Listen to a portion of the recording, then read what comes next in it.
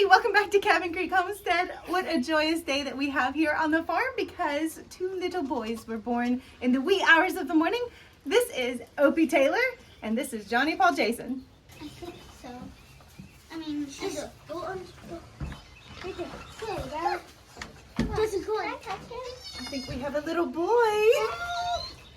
Do we have to sell him? Moo moo, little cow. She's hiding. Where? It's a Your boy. No. We got two boys. Jojo, look. That's Opie. That's Opie. He's a boy. Opie. That's a boy. That's a boy too. But you know.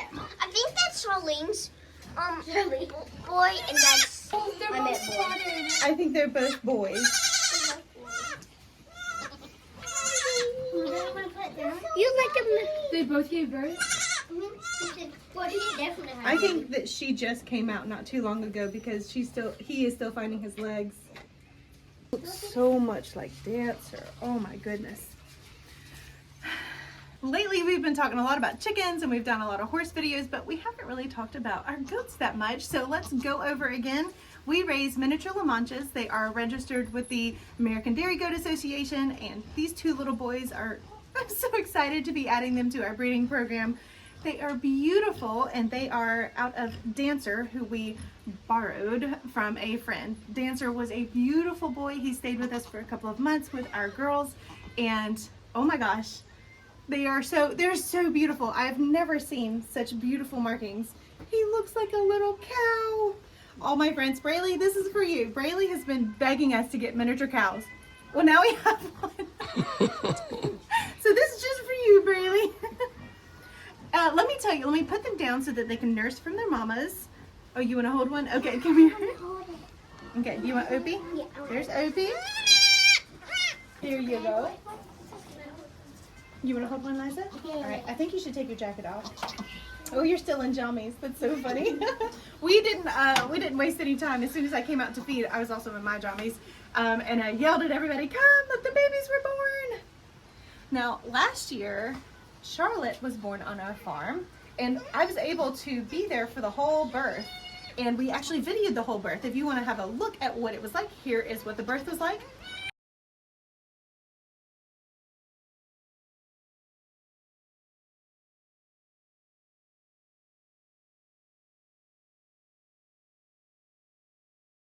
So that was a little peek of what it was like to be there, to be present during the birth. But if you want to see the whole video, you can check out the link above. Miniature Lamanchas are pretty special because they're actually the only breed of goat that is original here to the United States, and they are a hybrid. They're a mashup of these two breeds, and they turn it into this really beautiful thing. We raise miniature Lamanchas for a couple of reasons. One, we have a lot of kids here on our farm. We do farm camp. I have my own children out here. We do birthday parties and that sort of thing. And so it's really nice to have a smaller version of a goat because big goats, well, every goat loves to put its paws on you and like look for food or eat your shirt or nibble on you or whatever. So with really little kids, it's intimidating when a big old goat jumps up and tries to love on you. So having miniature goats is great, but also many Lamanchas have an amazing cream content to their milk.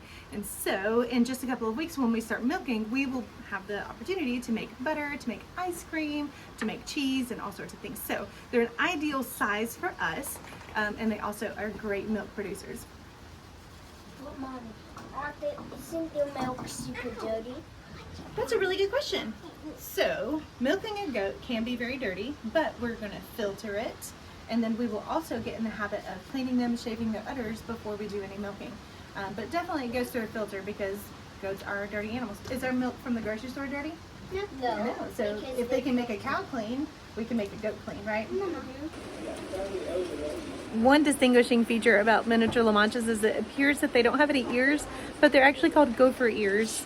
And if you want to register your animals or show them, they do have to have the distinct gopher ears and not the little fairy ears. So I think they're so cute. Toot, toot, toot. Okay, so now that they're born, we have a couple of things that we need to do. We have some follow-up care. We're definitely going to increase the rations of alfalfa for the mama goats. Alfalfa after they're born is really, really great. Helps with their milk production, and we're going to give plenty of dairy milk grains, which we get from our local feed store. What's kind of funny is I don't know which baby belongs to which mama. We can guess based on their markings, but honestly, Dancer, the father, was so spotted and had dark and light in him and looks a lot like Opie. And she obviously is dark like Charlotte over here. No, but you know, I saw her nursing out of her, and they were nursing out of both, and then she started cleaning him, and then started cleaning him. Oh, well, that's gonna really. I was gonna wait and see which baby nursed off of which mama, but they were born literally moments apart. So figuring out which baby belongs to which mama is gonna. I thought it would be a lot easier because of their coloring, but honestly, Charlotte, the dark one, came out of Helen, who's the champagne colored one, and Charlotte's father was also champagne colored. So Charlotte took on the colors from her maternal grandfather, who was also very dark. So apparently I know nothing about color genetics. And also if they're nursing off of both does, then I don't. Who are you? I don't know who you belong to. Honestly, it's not that important, but for registering them, I do need to know who their dam is. So I think it's so funny that they were born moments apart because their breeding season, it was obviously last fall, and Dancer stayed here for a long time, and so we don't know which of their copulations was the one that took place. But obviously it was at the same time because they were born at the same time. We can take them to a gut expert. A goat expert. We need a goat expert, please. You are a We goat could do. expert. I'm not. There's a very lonely kitten upstairs that wishes she could be here, but she got kicked out. Come here, Johnny Paul, James, Jason. Johnny Paul, Jason. Sorry, Johnny Paul. Got to fix up their little gate, their little fence, because the holes are big enough for them to get through. That was an oversight on my part. I'm sorry. If you're curious about the names that we have for all of our animals, yes, they are from The Andy Griffith Show. It's one of our favorite all-time TV shows. It's one of the few TV shows that is safe for the family to watch, and so we hold it near and dear. And we have been waiting forever for a sweet little baby boy to be born on this farm that we could name Opie, and so we finally have our Opie, and one of his friends was Johnny Paul is thank you. because Judge made the video. Are you going?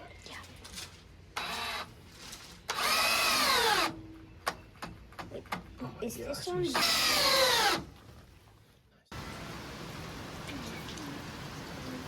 One more thing I forgot to add was that we are going to go ahead and milk them and save a little bit of the colostrum for the babies.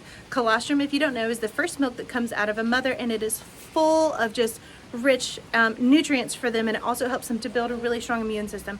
God forbid, if any of the babies get sick, we can save that colostrum and freeze it. We can defrost it later and add in whatever medicine that they may need. And so I'm going to do that real quick, just in case we need it.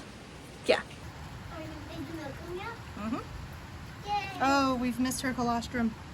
So I'm just massaging her udder a little bit. The baby will bump with its head multiple times. It looks kind of violent. And so if you massage before you begin milking, and it is a push sensation, not a pull. So here's some good mama's milk. We did not get her early enough to get the colostrum, but that means that the babies drink it all. So I guess that is good news. Now let's see if Helen has a little bit of colostrum, and that way we can save it. Is the milk okay to drink now? It could be, but I don't want to drink it because I would want to filter it first. Yeah. So just white, rich milk, no colostrum. What's the colostrum color? Yellow. We call it liquid gold. It's cool. All right. So again, we're just getting some good fatty milk. Well, good. They were able to do everything all by themselves. Usually they can. I'm glad that they did not need us to help in the birthing process. That's always really scary to have to assist because they're having a difficult birth. So, little Johnny Paul, little moo moo Johnny Paul. All right, that's all for today's video. Thanks for tuning in. Thank you for celebrating birth with us on our farm, and we will see you in the next video.